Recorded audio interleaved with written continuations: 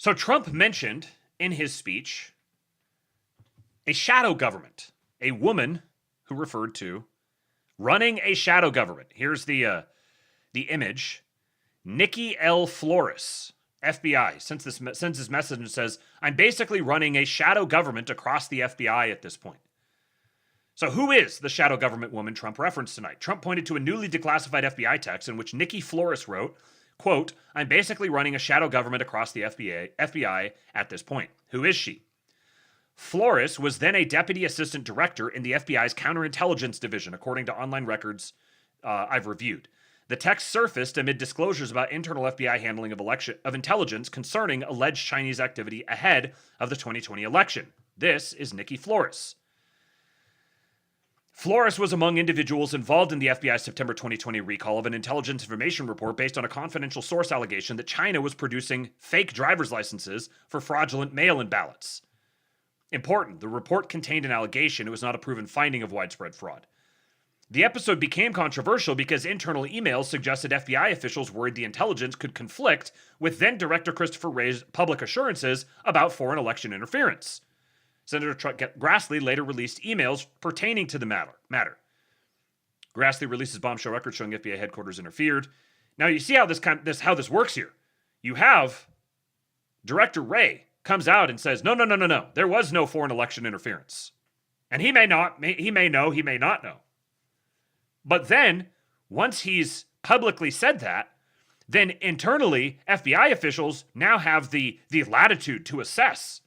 Oh, well, we don't want to conflict with what it's like they have their cover story. Well, he said everything was hunky-dory, and we don't want to discredit him or undermine him.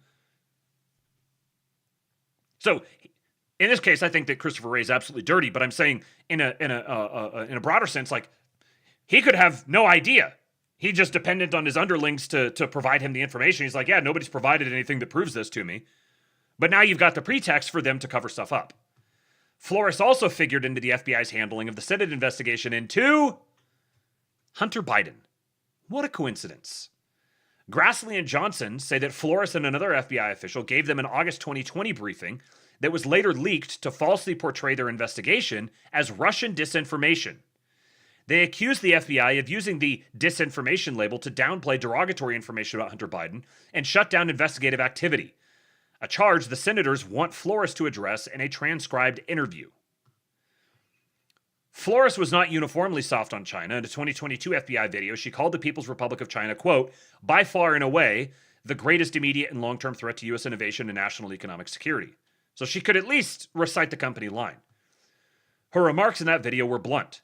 Quote, "Cases involving the foreign theft of U.S. technology make up about 1/3 of the FBI's counterintelligence investigations." She said the FBI would not target anyone solely because of race or ethnicity. Now get this.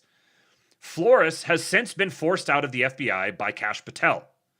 Her LinkedIn profile identifies her as Microsoft's Director of Insider Risk.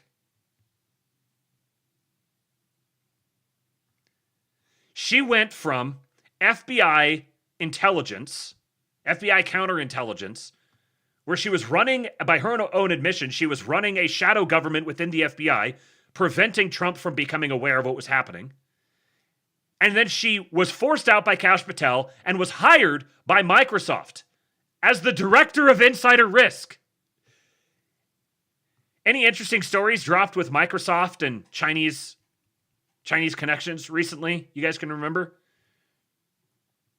Got a little bit of source tips overnight, and one of them flagged to me that Nikki Flores succeeded Jennifer Moore, former SAC of Intelligence Incident Response Division, who helped remove FBI whistleblowers under Biden, including Kyle Seraphin.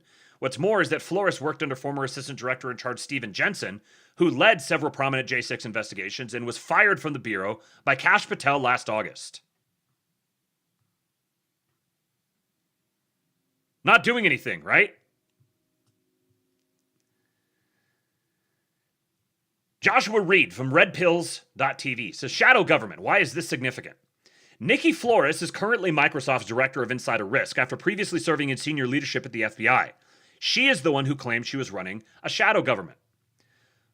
Remember in 2025 when Microsoft disclosed that Chinese state-sponsored actors exploited vulnerabilities affecting Microsoft infrastructure? And in 2025, concerns were raised about additional compromises involving cloud environments that supported sensitive U.S. government customers, including defense-related systems. In July of 2025, these systems were hacked, causing U.S. nuclear systems and other classified systems to be accessed by China. This was done through the exploit of Azure and MSAD systems. Nikki was the head of Microsoft Insider Risk during this time. She helped conceal Chinese influence in the 2020 election. Then she was head of MS Insider Risk when China compromised her classified systems. Quote, "I'm basically running a shadow government across the FBI at this point. If declassified intelligence ultimately establishes coordination, concealment, or improper cooperation with Chinese intelligence or influence operations, that would represent one of the most consequential counterintelligence scandals in modern U.S. history."